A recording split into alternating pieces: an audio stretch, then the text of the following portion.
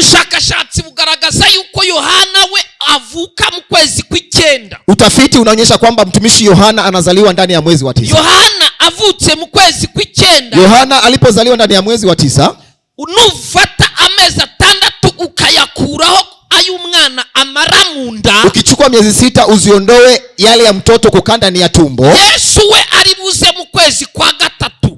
Noheli. Nohel biva mu ijambo ry'ikilatini, linatokea kwenye jina la Kilatini Natalis. Ijambo Natalis, neno Natalis, ijambo rivuga ivuka, ni neno linaeleza kuhusu kuzaliwa. Sobanura kuvuka kw'ikintu, maana yake kuzalika kwa kitu fulani. Uyu munsi rero, siku hii ya leo sasa, abantu bawufata nk'ivuka ry'ubucunguzi. Watu wanauchukulia kama siku ya mkombozi wetu. Ariko nagari byo. Lakini sio kweli. Nago Kristo avuka kuri zitariki. Niyo kwibuka icyo Kristo yamaze. Kukumbuka kile Yesu alichokuja kufanya. Ariko uyu munsi wo, lakini siku hii ya leo, Kristo kuze mu mwuka, Kristo aliyekuwa kiroho, auzi yuko Kristo atavutse none. Anajua kwamba Kristo hajazaliwa leo. Ariko Kristo ari hejuru ya buri kigirwamana. Lakini Kristo yuko juu ya kila miungu yote. Bari ibyo basenga. Kwa sababu kunavyo vitu wanavyoviomba. Hakenewe abantu basenga iyo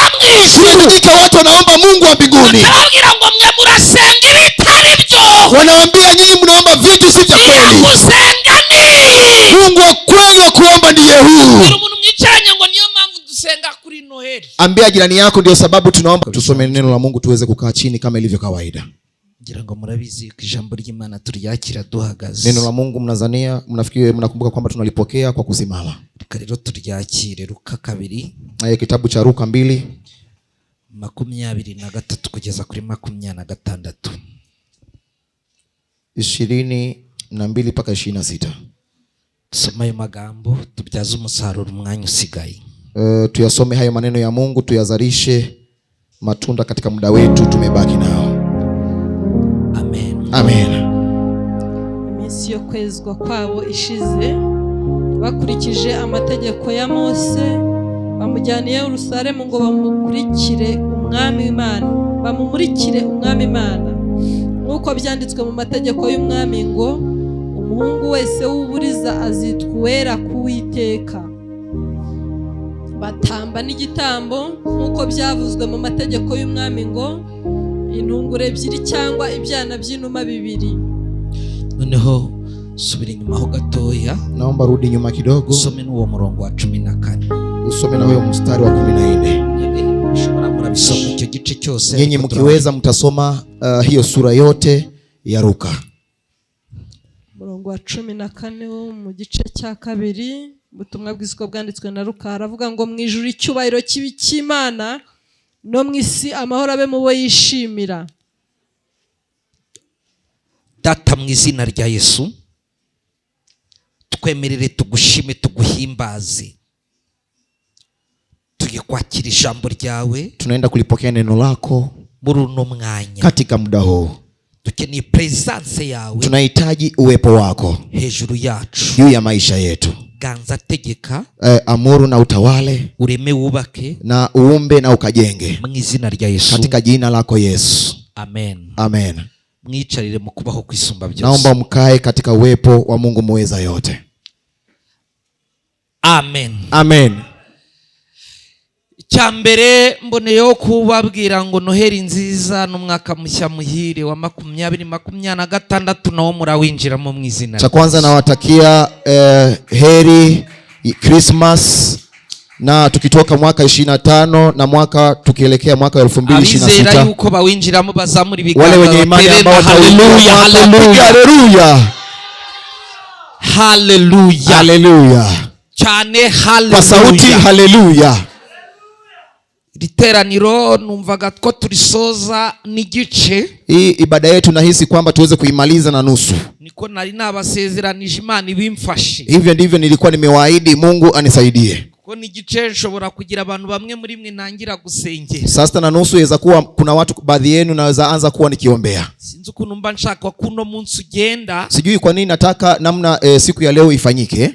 uko mbyifuza ntibiraba uko mbishaka, namna ambavyo navitamani havijatokea namna navyovitaka. Itorero Israeli hari uko tuba twifuza uyu munsi. Ndani ya kanisa letu Israeli kuna namna tunavyotamani ama tunataka siku ya leo. Hari n'impamvu nyamukuru, kunayo sababu maalum. Nzababwira imitegurire igendanye n'uyu munsi. Nitawaambia maandalizi ya kuendana na siku hii ya leo. Nimumara kumva bimaze kuvuga, endapo mkimaliza kuyaelewa haya nayomaliza kuyazungumza, abashumba n'abandi, wachungaji na pamoja na wengine, protokoli pamoja na deacons, nzafata umwanya mbigishe spirituality igendanye n'amabara, na nitatenga muda niwafundishe jambo la kiroho kuendana na rangi. Yesu aduhane. Yesu atubariki pamoja. Uyu munsi rero, hivyo siku yetu ya leo turi kwizihiza Noheli. Tunasherehekea Krismasi.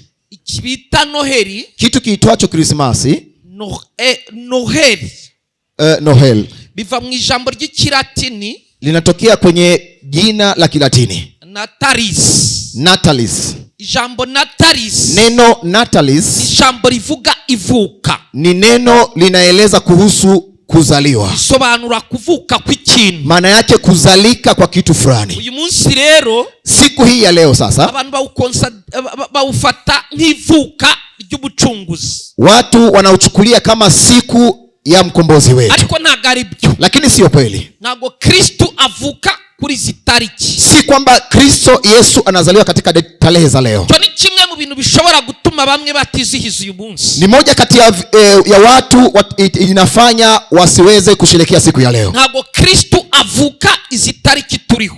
Kristo hazaliwi katika hizi tarehe tunazo siku ya leo. Ugiye muri research nyirizina, ukienda katika uhalisia wa research yenyewe, wasanga Kristo avuka mu kwa gatatu. Utakuta Kristo anazaliwa ndani ya mwezi wa 3. Kuruta kuvuka mu kwezi kwa 12. Kuliko kuzaliwa ndani ya mwezi wa 12. Impamvu Yesu atavuka mu kwezi kwa 12, sababu ya Yesu asizaliwe ndani ya mwezi wa 12, avukira hasanzwe hazwi. Sehemu anazaliwa kunajulikana. Avukira i Bethlehem. Anazaliwa Bethlehem. Bethlehem sahanu havugwa muri Biblia hatazwi no munsi. Bethlehem si sehemu ya kutajwa kwenye Biblia ambayo haijulikani siku hii ya leo. Ahantu hasanzwe hazwi. Ni sehemu ambayo inajulikana. Ibimenyetso bitwemeza yuko atavuka ataba ariho yavukiye kuri izi tariki. Tunazo ishara za kutujulisha kwamba si hakika hajazaliwa kwenye tarehe za siku ya leo. Kimwe mw'ibyo bimenyetso musanzwe mukizi. Moja kati ya ishara hizo tayari mnazijua.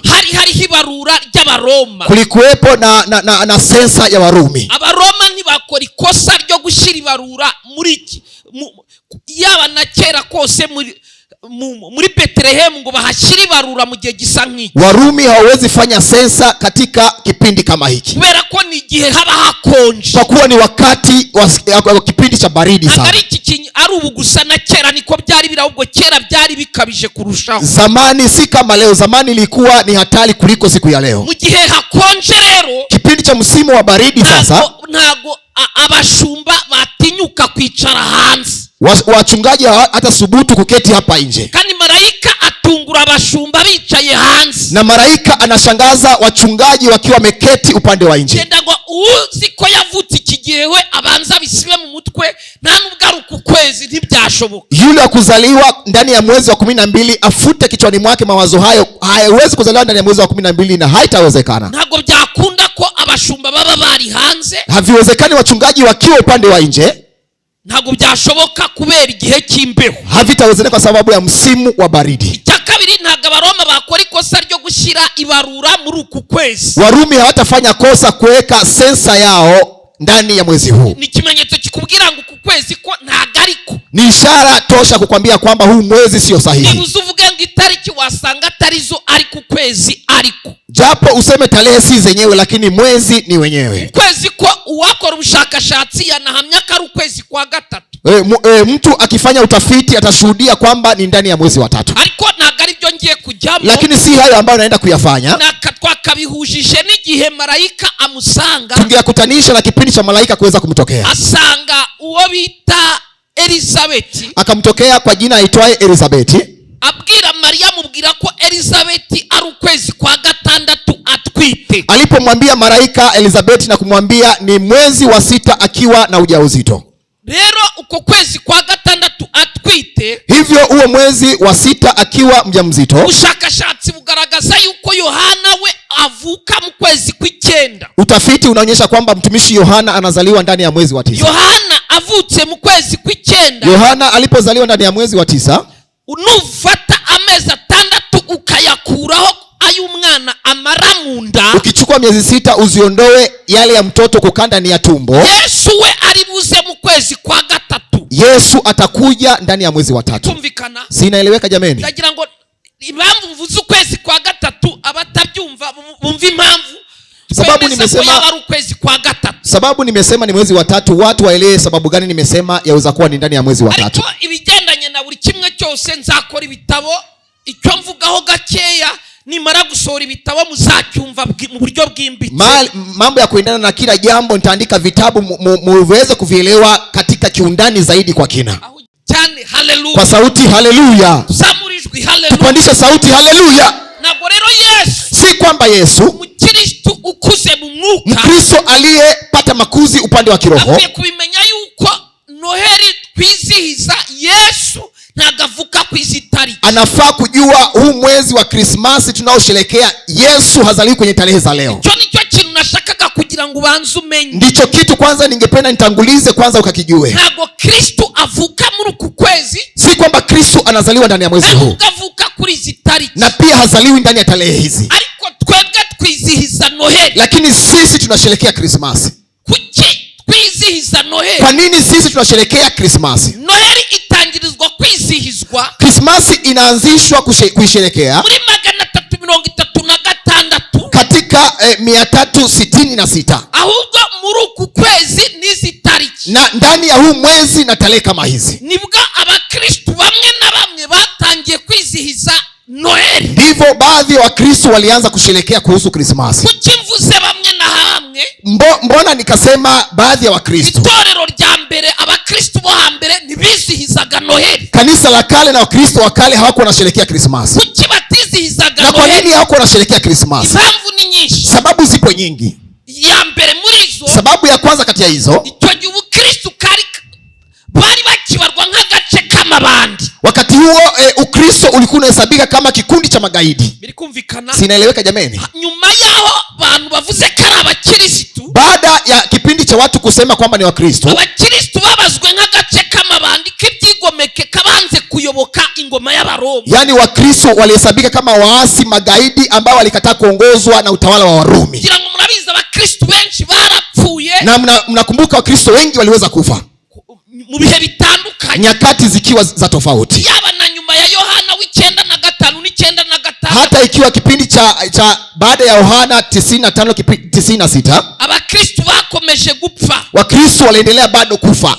Abami b'Abaroma bakoze byinshi bitandukanye ku bakristo. Wafalme wa Kirumi walifanya mambo mengi tofauti kwa Wakristo. Ngiye kuvuga ibyo Nero yakoze n'ibindi, nikienda kueleza mambo ya Melo aliyoyafanya ni vitu vingine. Ngiye kuvuga ibyo bita Domitian yakoze n'ibindi, nikienda kuzungumza vitu Domitian alivyovifanya ni vitu vingine. Hari abami batandukanye bagiye bakorera abakristo ibintu birenze ubwenge bwanyu ko mwabyumva. Kuna wafalme tofauti walienda wakitendea mabaya Wakristo zaidi ya ufahamu wenu hamwezi mkaelewa. Kuko kuvuga Kristo wabagushatse kuzana ubundi bwami bushaka kwimura ubusaza. Yani ukitangaza Kristo wakati huo ni kama kusudi yako unataka kuhamisha ufalme uliokuwepo. Abakristo bareka kuba umutwe w'amabandi, Wakristo wanaachishwa kuwa kikundi cha magaidi mu kinyejana cya 4 katika awamu ya 4 muri 276 katika 272 haje kuvuka umugabo bitaga Konstantino. Kumekuja kuzaliwa mwanaume jina lake Konstantino. Mubigeze muri za 312 katika miaka 312 yagize urugamba rwari rumwugarije yani, umwami. Ameweza kupata vita ya kiziwizi akiwa bado kwenye utawala kama mfalme. Rugamba yarose inzozi. Katika vita hiyo ameweza kuota ndoto. Yari afite mama we bitaga Helene, na alikuwa na mama yake jina lake Helene. Amubwira inzozi yarose mbere yuko ajya ku rugamba, na akampa maelekezo ya ndoto alizoziota kabla ya kuelekea vitani. Izo nzozi zarimo ikintu cy'umusaraba. Hizo ndoto ilikuwemo kitu chenye alama ya msalaba. Arangije abwirwa ko kubw'umusaraba azatsinda. Alipomaliza akaambiwa kwa ajili ya alama ya msalaba atapata ushindi. No agendeye ku bami bamubanjirije impfu bagiye bapfa. na akifuatilia kwa wafalme waliomtangulia vifo zao zilivyoenda zikifuatana, ngo wabona yuko hari imbaraga zibica impfumbi biturutse kurwanya ubukirisitu. Yeye akaona kuna vifo za aina mbaya kulingana na ubishi, kulingana na Ukristo. Yagiye kurota izo nzozi, atangiye kwikanga kurwanya abakirisitu ko nta wabarwanyije ngo agubwe neza. Amekuja kuota ndoto hizo akikumbuka kwamba hakuna aliyepinga Wakristo ama kuwashambulia, alipata usalama. Amaze rero kurota izo nzozi, alipoota hizo ndoto, yasezeranyije Imana, aliweza kuahidi Mungu, arayibwira ngo umunsi natsinda uru rugamba, na akasema siku endapo nikishinda vita hii, Roma yose nzayigarura mu gikirisitu, Rumi yote nitairejesha katika Ukristo. Aho biri kumvikana. Hapo inaeleweka jameni? Imana yaramushoboje, Mungu aliweza kumwezesha hirya y'inzozi yari yarose, mbali na ndoto alizokuwa ameziota. ari wenda ubukristo bwendaga bureke kuba umutwe w'amabanga. Huenda yaweza kuwa lengo wa Kristo wasiwe kama kikundi cha magaidi. Konstantino yarasanzwe mu itsinda ry'abantu basengera mu cyo bita mitrarisme, mitras. Kawaida alikuwa anahesabika kwenye kikundi cha waombaji waitwao mitras.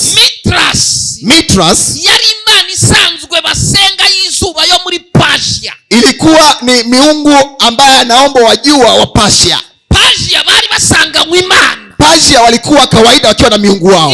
Imana yagendaga ifata amazina bitewe n'ahantu. Miungu alikuwa anapachikwa jina kulingana na maeneo ama mazingira. Abantu benshi bagiye basenga izuba. Watu wengi walienda wakiomba kuhusu jua, icyo bitaga Horus, kitu kiitwacho kwa jina Horus. Abanyegiputa abaza amateka basenze Horus cyane. Watu wa Misri wanapojua historia ya watu wa Misri wameenda wakiomba Horus sana. Kwemera kose aho gutandukanye, imani yote sehemu iliyo tofauti. Horus irwana na Seti amanywa nijoro mu kurwana kwabyo.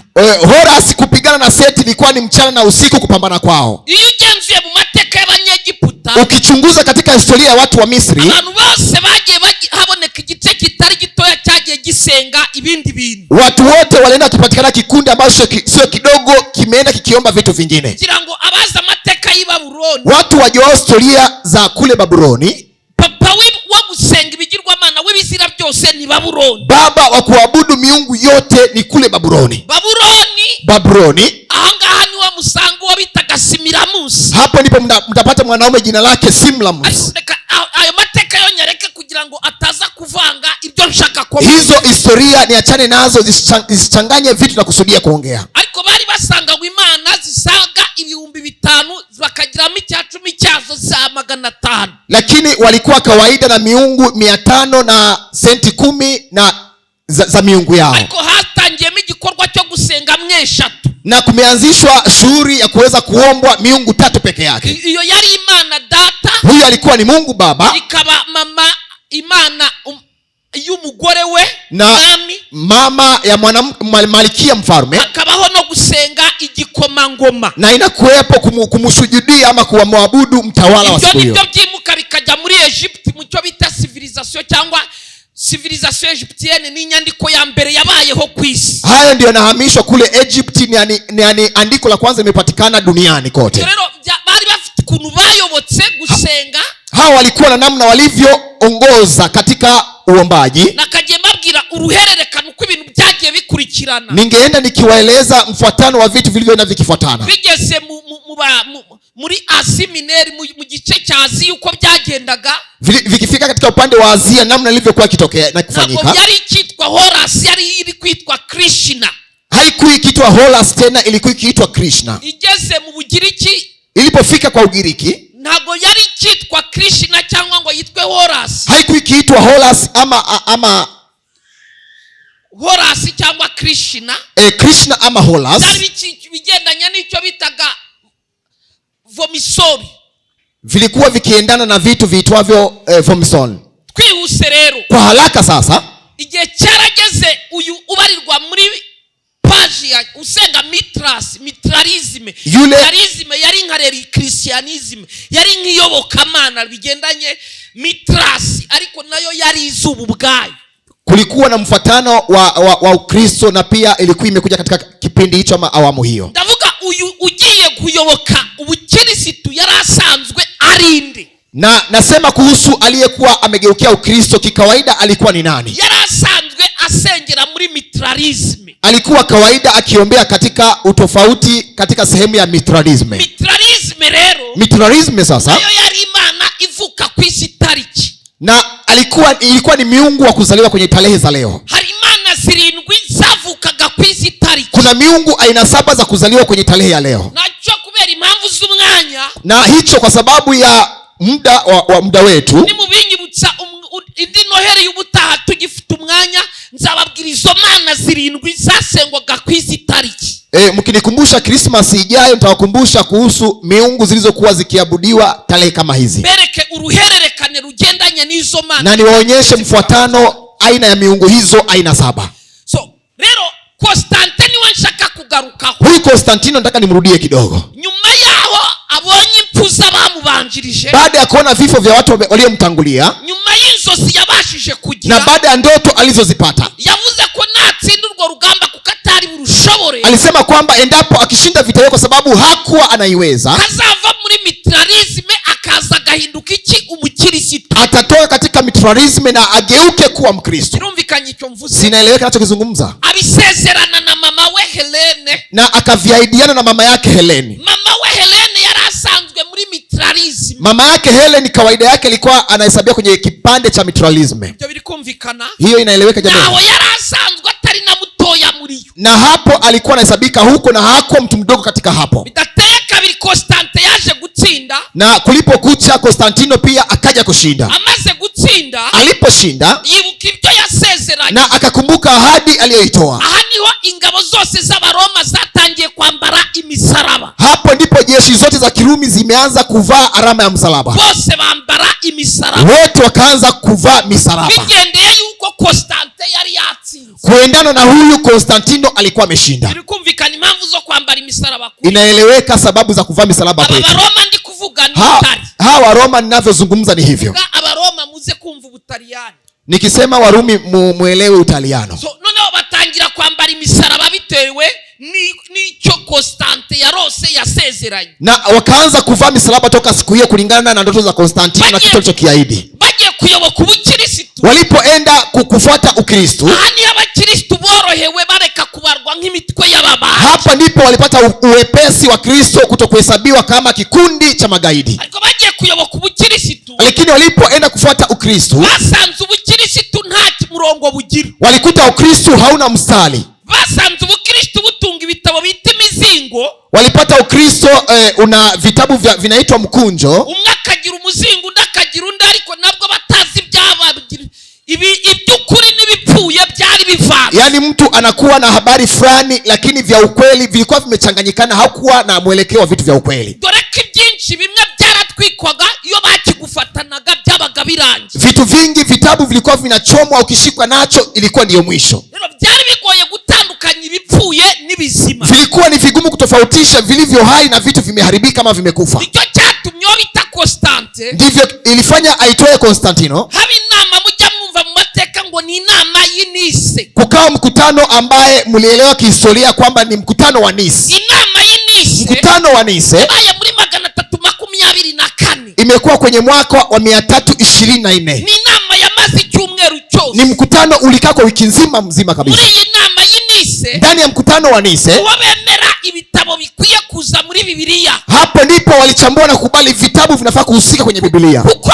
mu bitabo bigenda bivugwa, kwa vitabu ambavyo vinatajwa, buri familia yabashaga kwicara ikavuguruza. kila jamii ilikuwa inakaa na kuweza kupinga. Ni ukuvuga ngo ibi mufite ngo ni amavanjiri ane, hivi ambavyo mnavyo kwamba ni evanjili aina 4, ubutumwa bwiza uko ari bune, injili njema kama ilivyo 4: Matayo, Luka, Yohana ndetse na Marko. aba bose uko mubafite, hawa wote kama mnao kwenye vitabu vyenu. ubutumwa bwiza bwonyine ntago ari ubu bwabarwaga. Injili njema sio hii peke yake ilikuwa ikihesabiwa wakati huo. hari ubundi butumwa mutafite butemewe kuza muri Bibiliya. kuna injili ambayo nyinyi hamna, haijaruhusiwa kuingia kwenye hii Biblia. kuko hari n'ivanjiri ya Maria bashakaga kuvuga, na kuna evanjili ya habari za Maria walitaka kusimulia. hari ivanjiri ya Yuda wa wundi Isikarioti wagambaniye Yesu. kuna evanjili ya habari za Yuda, yule aliyepangia njama Yesu. ushobora gusanga usomye ivanjiri ya Yuda uko wizera Yesu byari kuba ikibazo. ikibazo. Yaweza kuta ukisoma habari za Yuda, yaweza kuwa imani yako ingekuwa na utata kidogo. Ariko izo vanjiri zose zari ziri kwandikwa, lakini hizo evanjili zote za habari zikiandikwa, kwemera igitabo no kutacyemera bagenderaga ku ivanjiri ya Yohana. Kukubali kitabu na kutokubaliwa kwa kitabu walikuwa wakifuatilia na vanjiri ya Yohana. Amavanjiri yose yaraho, vanjiri zote zikiwa maeneo hayo, kugira ngo ivanjiri yemerwe byasabwaga ngo bagendere ku ivanjiri ya Yohana. Vanjiri zote za habari ili ikubaliwe walikuwa wakifuatilia ama kukubalia kupitia Yohana. Ngira ngo murabizi neza, nizanie kwamba mnaelewa vizuri, nyuma yaho Yesu apfa muri 33 gutyo, baada ya Yesu kufa katika 33 huko, murabizi ko muri 70 nibwo Yerusalemu yasenywe, katika 70 ndipo Yerusalemu mji ukabomolewa. Bagombaga kugendera kuri Yohana, niwe ntumwa Yesu yasize yapfuye ishaje. Walifaa kuwa na kigezo cha Yohana, yeye ndiye mtume wa Yesu Kristo aliyekufa kuzeheka. Bagendeye rero kuri Yohana niwe babashaga kumenya ko iyi vanjiri bayemera cyangwa nibayemera. Kufuatilia mtumishi wa Mungu Yohana ndiye walikuwa wakichambua vanjiri hii na kubariwa ama hairuhusiwi. Kandi abandikaga ivanjiri, na wale wa kuandika hizi vanjiri hizo zose muri kureba, hizo zote mnazoangalia, ntagaruka aribo babaga bazanditse, ahubwo family nyinshi nizo zabashaga kwicara. Si kwamba ni wao walikuwa wanahusika kuziandika, bali familia ama jamii zilikuwa zikikaa chini bakavana tradition yari orale cyangwa orale ku majevrid, ibyo bagiye bahabwa amakuru ko yagiye akurikirana zile habari walimeenda wakipatiwa namna zinafuatana. Iyo miryango yamara kwicarana baraho bose bakabasha gushyira buri wese ibyo byanditswe, nibyo byavanwagamo ivanjiri. Familia zikiunganika ndivyo zilikuwa zikichambua, hayo yote yakiunganishwa ndipo yanatolewa ndani yake vanjiri. Na familia ya Yuda rero yakoze ivanjiri yayo yasohotse muri 200. Hata jamii ya Yuda imetoa vanjiri na imetokea kwenye mwaka wa 200. Yari iri kwerekana yuko Yuda tari umuntu w'umucuhe nk'uko abantu babizi. Ilikuwa ikionyesha kwamba Yuda si mtu wa kawaida namna watu wanavyojua. Yari iri gusobanura ko Yuda ariwe wari umuhanga ari n'umucuruzi. Ilikuwa ikieleza Yuda kwamba ni mjanja na pia ni mfanyabiashara. Babwiye ku ivanjiri ya Thomas nabyo bya bibindi. Nikiwaambia kuhusu vanjiri ya Thomas, nayo pia hizo ni habari zingine. Ngo bane Thomas bamenye ko nayo yari iriho, wajue kwamba vanjiri ya Thomas ilikuwepo. ariko najyamba tangarize ko nikipenda niwatangazie kwamba kwemera ku ivanjiri byari kriteria byagenderagaho kugira ngo igitabo cyemerwe gushyirwamwo hano. Kukubaliwa kwa vanjiri ilikuwa kuna muunganiko wa majamii mafamilia maalum ambayo zinachambua na kuingizwa kwenye Biblia. Sikinaeleweka nacho kizungumza. Hiki inama yari ishinzwe gukora. Hiki ndicho mkutano ambayo ilikuwa inasimamia kukifanya. Ubwo Konstantino, ikiwa wakati wa Konstantino yabashije kugaruka mu bukristo, aliweza kurejesha Ukristo. Akibugarukamo rero, alipo urejea tena Ukristo, yatangajwe no gusanga batunga umwami. Alishangazwa akipata wanatunza mtu mfalme, ariko batagira igihe bizihiza, na hawana kipindi ama siku maalum ya kuweza kumsherekea. Muranyumvishije? Wamenielewa kweli? Na batajya bizihiza ngariko umwami yaraje. Yani hawasherekei kusema kwamba mfalme alikuja. Atungurwa n'uburyo buri kigirwamana cyose kibaho ku isi. Anashangazwa na kila miungu yote inayopatikana duniani. Ifite abantu bakizihiza ko cyaje. Yani kina watu wa kipekee ambaye wanakisujudia alikasanga kwamba kilitokea. Akina kakuta wa Kristo mbona gihe bagira, wao hawana kipindi chao. Baranyumvishije? Wamenisikia kweli? Asanga batagira, akapata wa Kristo hawana siku maalum ya kusherekea. Cyo kuvuga ngo umwami wacu yaraje, siku ya kusema kwamba mfalme wetu ama mkombozi wetu alikuja. Birikumvikana? Sikinaeleweka jameni? No,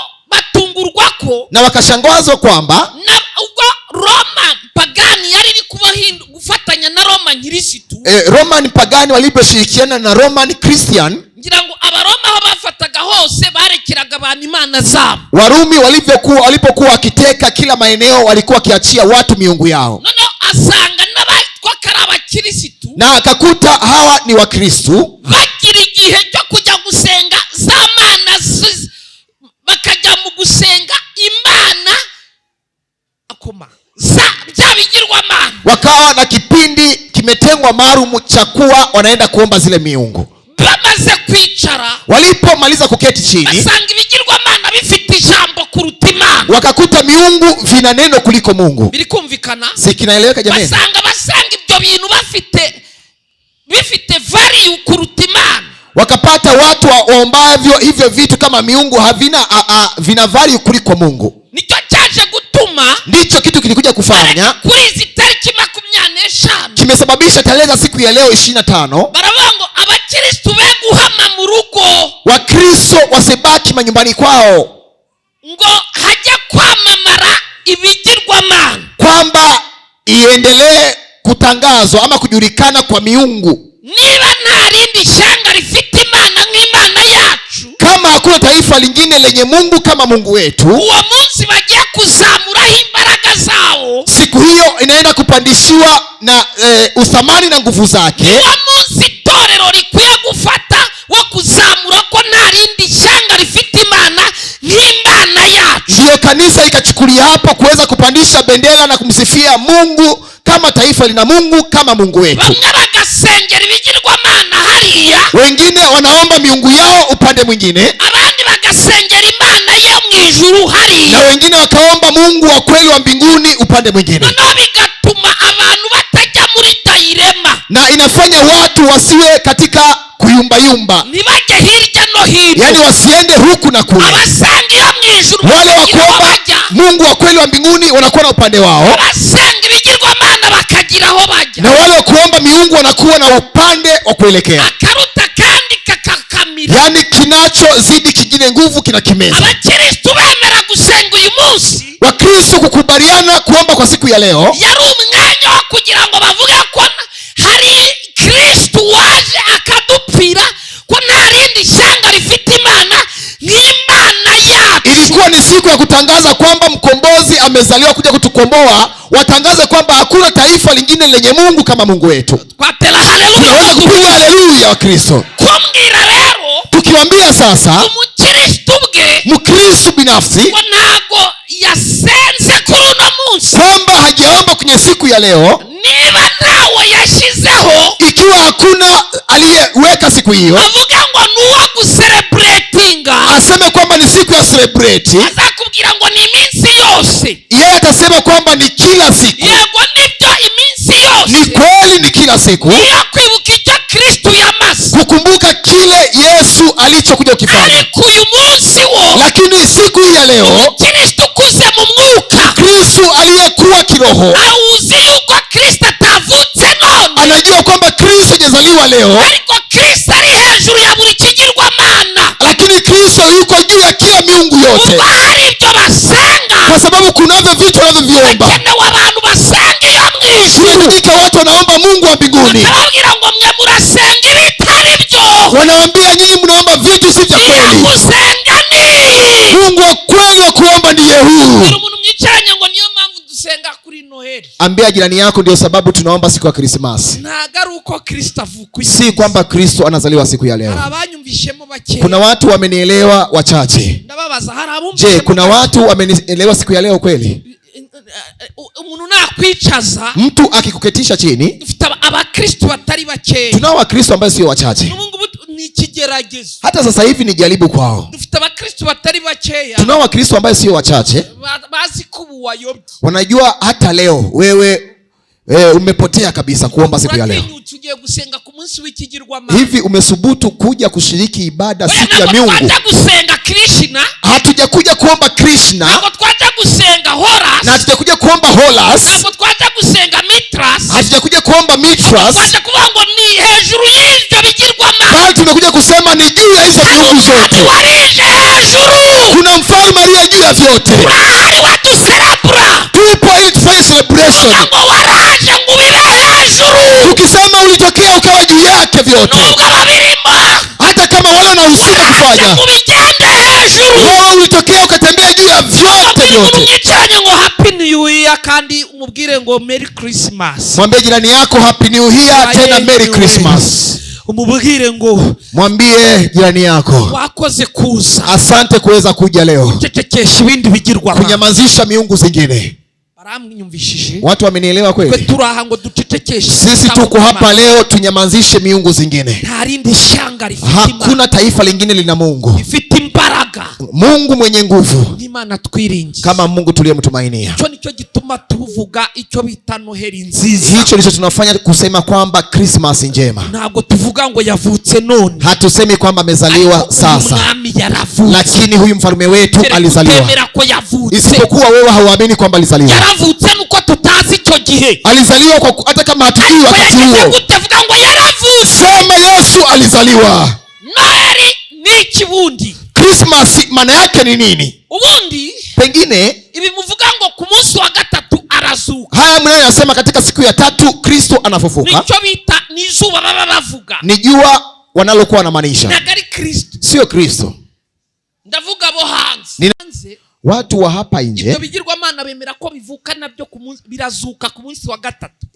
Wao wanaamini kwamba hizo miungu zinafufuka katika siku ya tatu. Ngenda bibigisha nzabereka uko ibyo bigirwamana bizuka. Namna ya kuwafundisha mtaendelea kuelewa namna miungu hiyo kufufuka. Kuzuka kw'ibyo bigirwamana ni ukuhe? Kufufuka kwa hizo miungu ni namna gani? Ni kuzuka kw'izuba. Ni kufufuka kwa jua. Baranyumvishije? Wamenisikia kweli? Kuzuka kw'izuba. Ni kufufuka kwa jua. Hari kintu mwize mw'ishuri. Kuna kitu umejifundisha shuleni. Bakita solstice. Wanakiita solstice. Solstice. Solstice. Solstice. Solstice. Birikumvikana? Kinaeleweka kweli? Icyo kintu bita solstice. Kitu kinaitwa solstice. Kitunga icyo bita solstice. Noro na side cyangwa ete na ive. Kinakuwa na alama za ishara tofauti. Noro yo hejuru. Yaani alama ya upande wa juu kidogo na side cyangwa yo hasi. Na alama ya ishara ya upande wa chini. Kuvuga ngo iyo mu iveri na eti komanda mfasha dida solstice mu bigendanye na solstice hari icyo bita iya iveri na nor na side. Ni mu buraru kugura byumvishe. Yes. No mu bumanu. Kuna magharibi, kuna kaskazini.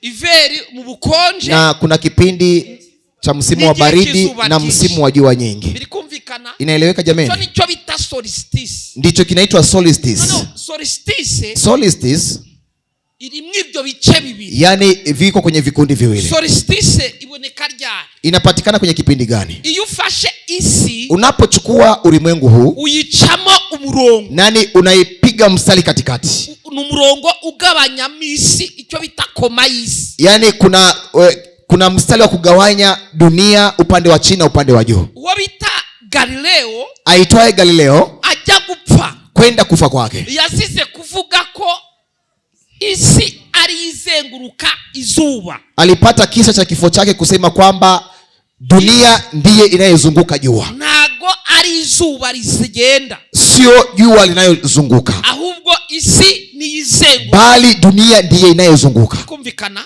Inaeleweka jameni? Noneho isi izenguruka, na dunia inapozunguka ikazenguruka izuba na izunguke jua, hari ahantu isi igera, kuna sehemu dunia inafika, igituma bamwe turi kumanywa abandi bakaba bari nijoro, kinachofanya kwetu kuwe mchana wengine wenzetu wakiwa ni usiku kwao. Izuba riri kumurika, jua likiwa linaangazia, rigira nisano na yakoma isi, vina mahusiano na kile kipande cha dunia. Iyo koma isi, kile kipande cha dunia, niho hatangirira umucyo n'umwijima, ndipo kunaanzia mwangaza na giza pia. Muri kumva ibyo mugerageze mushaka uko, yaani mjaribu namna ya kunielewa. Munzaneho ngo mwize makeya muramasa. Msiniletee mambo ya kusema mlisoma masomo machache, inatosha hiyo. Nukuvuga ngo izuba riri kumurika urugero, jua kwa mfano likiwa linaangazia ama linamulika, reka tuvuge ko koma isi irimo hano muri hagati, tuseme kwamba uhalisia wa dunia umo ndani hapa katikati. Izuba riri kwaka, jua linapokuwa linawaka, hari ahantu riri bugere, kuna sehemu jua litafika, rikagarukiramo hagati, yaani linafikia hapo katikati. Abari nyuma yaho hantu, wale wako nyuma ya sehemu hiyo, bari mu mucyo, watakuwa katika nuru. Birikumvikana? Inaeleweka jameni?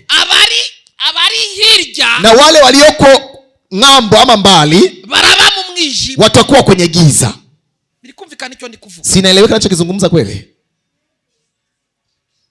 Bamwe barajya mu kumanywa, moja kati ya watu wataingia mchana. Okay, niba harabuze kubavugisha urasanga bakiri ninjoro. Kama una watu wako Marekani wasemeshe, utapata ni usiku kwao. Noneho iri zuba nirikomeza kugenda, na hili jua likiendelea kuzunguka ama kutembea, bo barajya kumanywa, wao wataelekea mchana, natwe tujye nasi tuweze kurudi katika giza. Birikumvikana? Sinaeleweka jameni? Nibuza buri kumvikana ibigendanye n'uko isi forum, yani inasikika na kueleweka namna dunia ilivyoundwa. Nibyo bavuga ngo isi yizengurutse, wanaposema dunia inapozunguka, ruwimembi kizenguruka ubwayo, yani inajizunguka yenyewe, ibihinduka ibikora amasaha 28, yani inavifanya tendo hilo masaa 24. Ariko isi izenguruka izuba, lakini dunia ikizunguka kuhusu jua, bizaba umwaka wose, vitakuwa kipindi cha mwaka mzima. Ibyo bimwe mwita 365, ni vile mnaita 300-605, ni 364 na masaha ni 300-603 na masaa ayo 364 na okay, na masaa 4 na masaha 4 na masaa 4 peke yake. Ndio mambo uyu mwaka, ndio sababu huu umwaka ukurikiyeho, mwaka unayefuata, umwugira na 65 ukurikiyeho bikaba na 66 moja, mwaka unakuwa huu mwingine unakuwa na mwaka 66. Ni icyo kibitera, hicho ndicho kinachosababisha.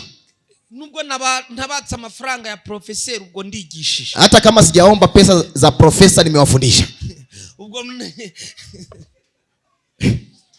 okay, reka nkomezeho gato, acha niendelee kidogo. Iyo bavuze solstice rero, wakisema solstice sasa ni igihe, ni kipindi, akenshi ijoro mara nyingi kwa usiku lishobora kuba rinini, linaweza kuwa ni kubwa kuruta amanywa, kuliko mchana, biturutse aho bigeze, yani kutokea pale vimefika. Ijoro likaba rinini, usiku uwe mrefu kuruta amanywa kuliko mchana. Ibyo bintu biba kabiri mu mwaka, hivyo vitu vinatokea mara 2 ndani ya mwaka. Aranyumvishije se? Wamenielewa kweli? Solstice biba kabiri mu mwaka, vinatokea mara 2 ndani ya mwaka. Ijoro ryabaye rinini, usiku ukiwa mrefu kuruta amanywa kuliko mchana. Ibyo biri kuba, na vitu hivyo vikiwa vinafanyika, nibyo bita iya noro ni acide, iya harya mu majyaruguru no mu majyepfo, ndivyo vinaitwa magharibi kaskazini, katika ubaridi na katika joto. Biri kumvikana impamvu ya kabiri mu mwaka, vinasikika katika mara 2 ndani ya mwaka. Okay, acha hayo niachane nayo hata kama havisaidii. Rero, na hivyo tena ku itariki 17 katika tarehe 17 kugeza ku itariki 22 na kufikia kwenye tarehe 22, biba byari kuva izo tariki 22 na kutoka hizo tarehe 22 yakoma ibirenganywe, izuba likamera nk'iripfuye, yani kile kipande kinakuwa kimepitwa na jua linaonekana kama linakufa. Mu ya noro ndi kuvuga izuba lirapfa, katika magharibi jua linakufa tayari. No ku itariki 25 na katika tarehe 25 izuba litangira kugaragara, jua linaanza kutokea na kuonekana. Kuri biryo zuba kuba riseruka, jua likiwa linachomoza, ni umucyo ugaragaye, ni mwangaza tayari inaonekana, ni umucyo w'isi, ni mwangaza wa dunia, ni ubuzima bugarutse, ni maisha ama uhai umerejeshwa tena. Mbere bari mu rupfu, mbeleni walikuwa kwenye kifo, none habayeho kuzuka kw'izuba, tena imekuwepo kufufuka kwa jua. Kuva kuri 22 na kutoka kwenye tarehe 22 na mpaka 25, niryo zuka bo bavuga. Huo ndio ufufuo wao wanaozungumza. Uranyumvishe? Mumenielewa kweli? Abibyo bigirwa mana niryo zuka bavuga. Watu wa hizo miungu ndi huo ufufuo wanaoutangaza. Birumvikana icyo nshatse kuvuga, kinasikika nachokizungumza. Okay, ugira ibibazo zabimbaze, yule mwenye maswali aniulize baadaye. Mbangira ngo nibuza mugireho nosio, nahitaji mpate uelewa kidogo katika nachokizungumza. Biblia ngo dore twiteguye gusubiza abatubazizi bigendanye n'ibyo twizeye. Biblia inatuambia tuwe tayari kujibu maswali kuendana na imani yetu ama vitu tunavyoviamini. Sinya nifuza ko muba bato mu byo musenga. Sitamani mwe watu wadogo katika mnavyoviamini ama mnavyoviomba. Ntago nyamjifuza. Mimi sitamani mwe hali hiyo. Okay, ngira ngo bari kumva ibigendanye na solstice. Nizanie kwamba mnaelewa katika mambo ya kuendana na solstice. Nihuse rero. Nikienda haraka sasa. Iyo ugenzuye, unapochunguza babwiye Noheri ubwo nibuza mu mutwe impamvu wicaye aha umaze kuyumva. Nimekwambia Christmas kuhusu kichwani mwako, nimekueleza na umeielewa zaidi. Isi y'uyu munsi, dunia ya siku ya leo, nyuma y'icyo gihe, baada ya wakati ule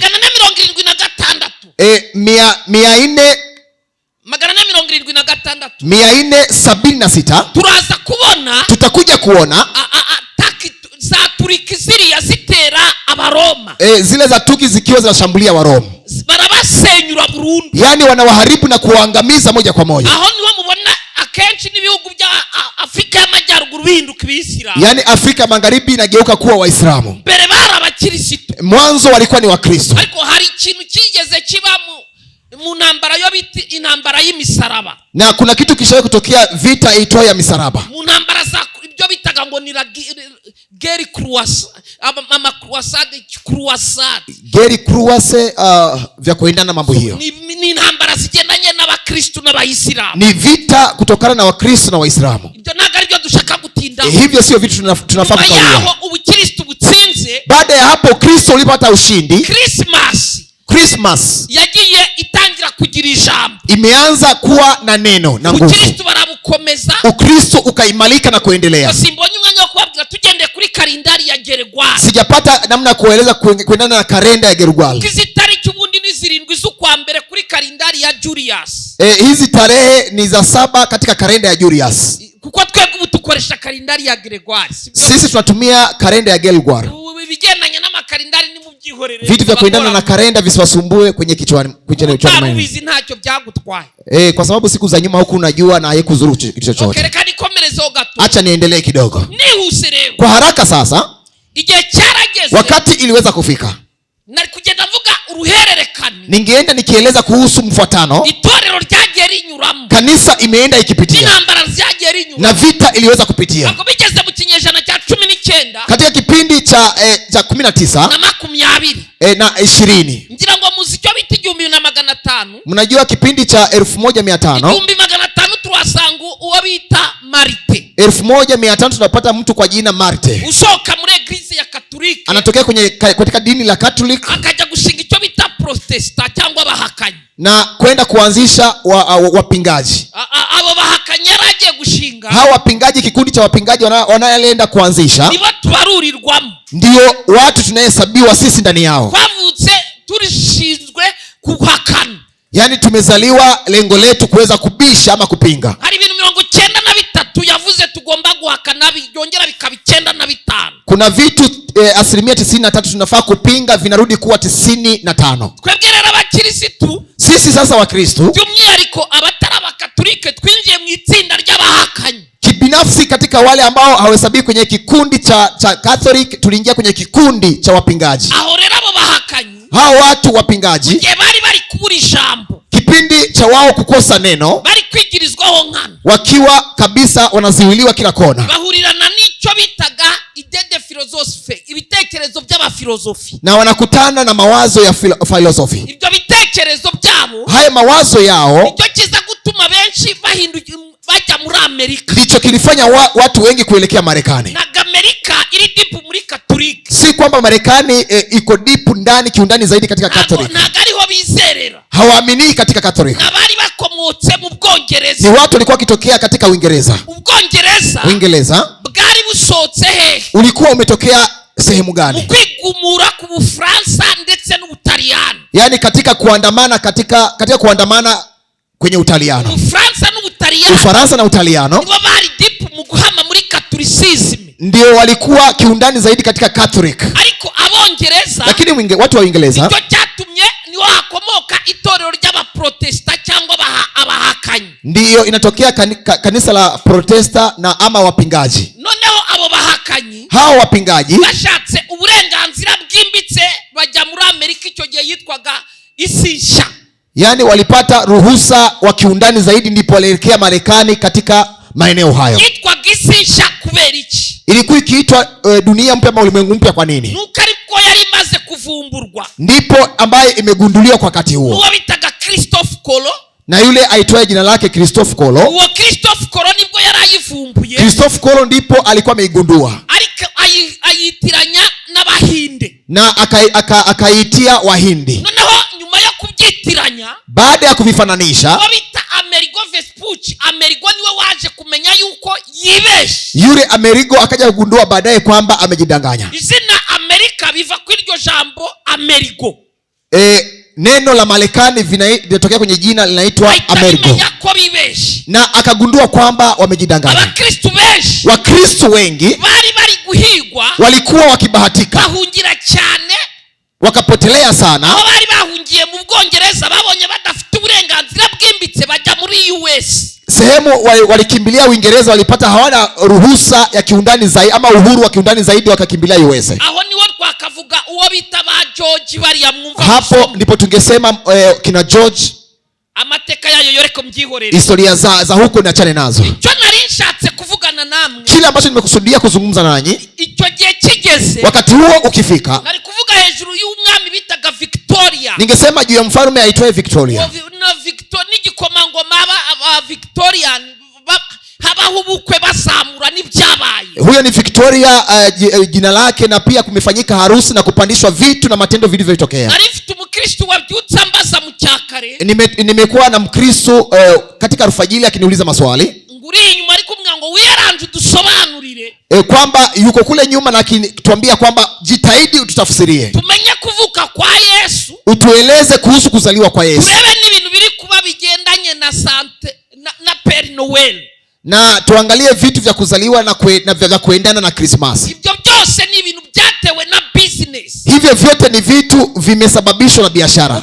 Business. Ukristo, abantu benshi bafashobora kwicara, watu wengi wanaweza kukaa chini, bareba abantu ko bafashe ikintu, wakiangalia namna watu wameshikilia kitu, bahita batangira kwiga uburyo cyahinduka business. Yani watafuta mbinu kitu hicho kigeuke biashara. Ubu Noel, kwa sasa Christmas, agikiriyo kumva ivuka rya Yesu kuruta kuitekereza nka business. Yani Christmas haisabiki kama kuzaliwa kwa Yesu Kristo, bali inazingatiwa kama biashara. Abantu benshi b'abacuruzi, watu wengi wa kibiashara, ntabwo batekereza Noel nk'ivuka ry'umwami. Hawafikiri kama Christmas kama kuzaliwa kwa mfalme. Bibuka waba waraje gucungura umuntu, ambaye watakumbuka kwamba kuja kukomboa wanadamu. Bimaze kugera ku rwego rwa business, vimefikia kwenye kiwango cha biashara. Muri Victoria navugaga, Victoria kule nikiongea, hapo ni 1800, hapo ni kwenye 1800. Tukomeje tukagera 1900, tukiendelea katika 1920. No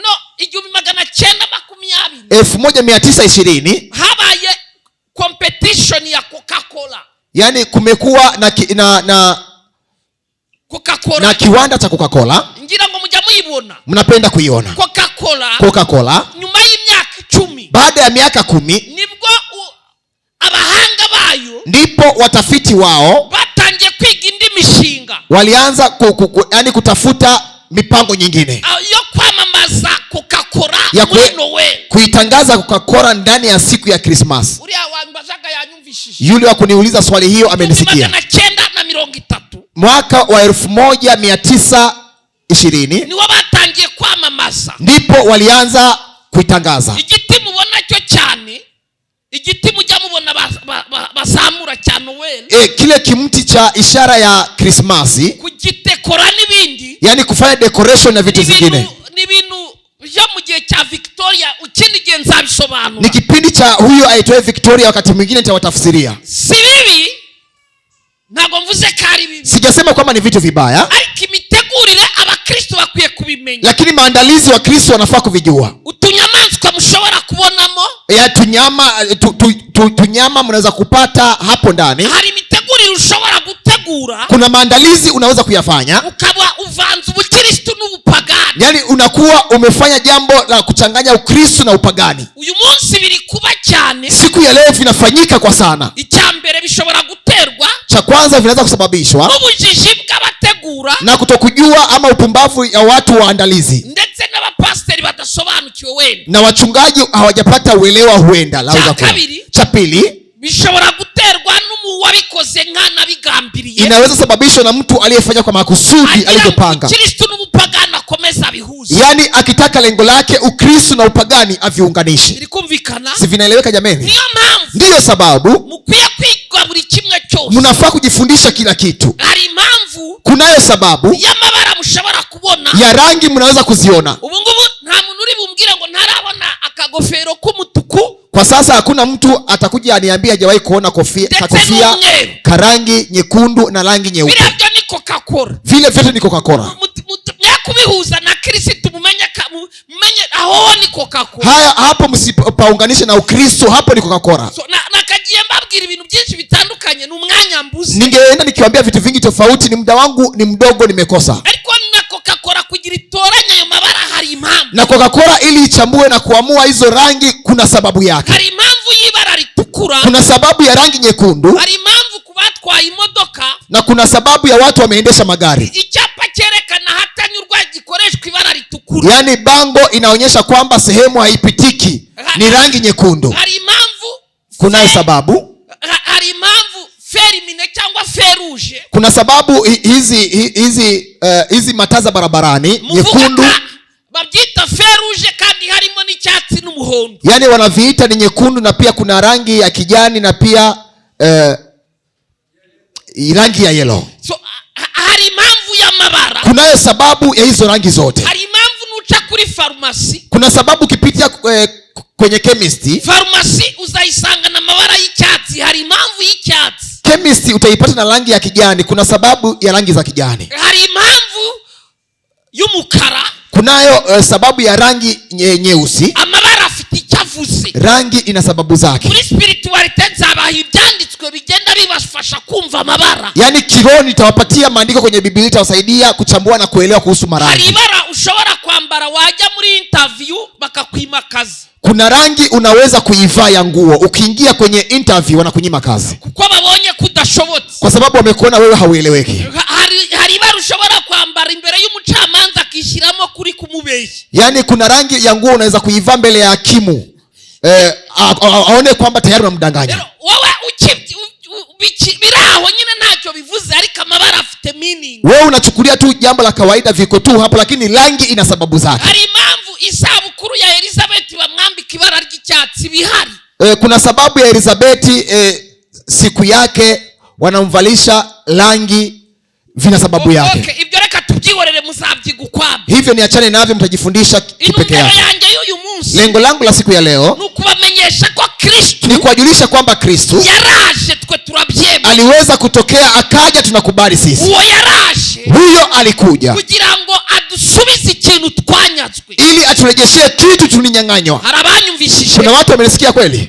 Twe turatuvuga ko yaje. Sisi tuko hapa tukisema alikuja hejuru ya buri butware, ili akawe juu ya kila mamlaka na utawala. Hejuru ya buri mbaraga. Yaani akawe juu ya kila nguvu zote. Hejuru ya buri zina. Na akawe juu ya kila jina. Ari hejuru ya buri kimwe cyo. Yeye yuko juu ya kila kitu chote. Kubaraha muri kwiga inyigisho. Katika watu mko hapa mnajifundisha mafundisho haya. Muri kwiga ingabo zo mwijuru. Mnajifunza kuhusu jeshi za mbinguni. Kandi n'uje uyu munsi. Na yule aliyekuja siku ya leo atakuja kurimenya isi y'umwuka kwa kucyumweru ho. Aingie katika ulimwengu wa kiroho, kwa sababu Jumapili ijayo tugomba kuzerekana hagati muri twebwe. Tunafaa kuzionyesha hadharani katikati yetu. Ntabwo bisaba gusinzira. Haibidi mtu kusinzia. Kornelio yazibona yararebaga. Kornelio kupata vitu hivyo alikuwa akiona.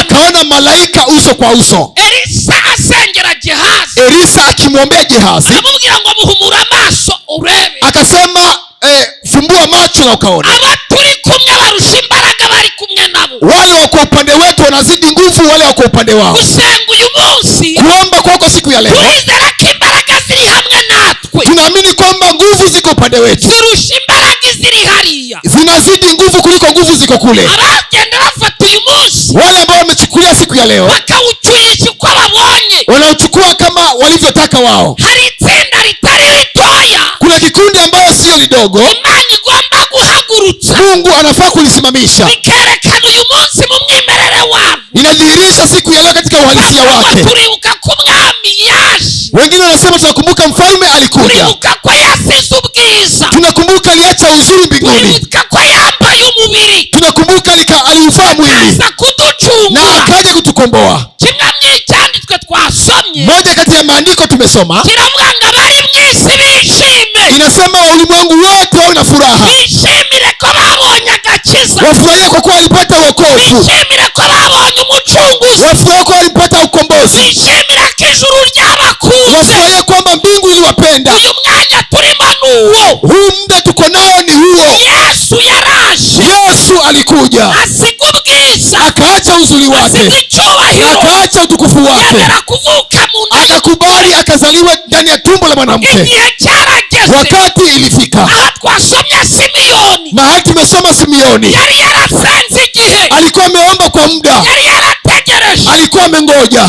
ariko igihe kiragera, lakini wakati ikafika, yateruye agahinja, alipoinua mtoto mchanga kuko bari basanzwe bamurika abana, kama ilivyokuwa ikipelekewa watoto, ariko ngateruye agahinja, lakini alivyomuinua mtoto mchanga ahita abyumva ko ariko kari gakenewe, na akahisi kwamba ndiye alikuwa anahitajika. ngakigaterura, Alivyomuinua mtoto arishima, na akafurahia sana, aneruye wa mucunguzi, akasema nimeinua yule mkombozi, twategereje igihe, yule tumengoja kwa muda, muteruye n'ibiganza, ninamuinua na mikono yangu. aravuga ngo mana we, Akasema Mungu wangu we, ndindiriye, nilikuwa nimengoja aho ushatse wansezerera, yule ambaye uliyeniahidi. naribonye umucunguzi yahageze, Nimeona mkombozi amefika. aramuteruye aragahinja, Alikuwa amemuinua kama mtoto mchanga, aramuteruye atarapfa, alimuinua kabla akufe, karishima, lakini akafurahia. wewe ukwiye kwishima kurushaho, Unafaa kufurahia wewe kuliko. Yesu yaraje, Yesu alikuja, igihano kiguhesha amahoro basi adhabu ya kupianisha amani kiri kuri we, ilikuwa juu yake. umwami wawe yaraje, Mfalme wako alikuja, abantu babifata ibisanzwe, watu wakichukulia kawaida. uno munsi ntusanzwe, Siku ya leo si ya kawaida. abakristo babishoboye, Wakristo wanaoweza, ntabwo tuvuga ngo yavutse uyu munsi, hatusemi amezaliwa siku ya leo, serebura ko yaje, tunafanya celebration, amekuja.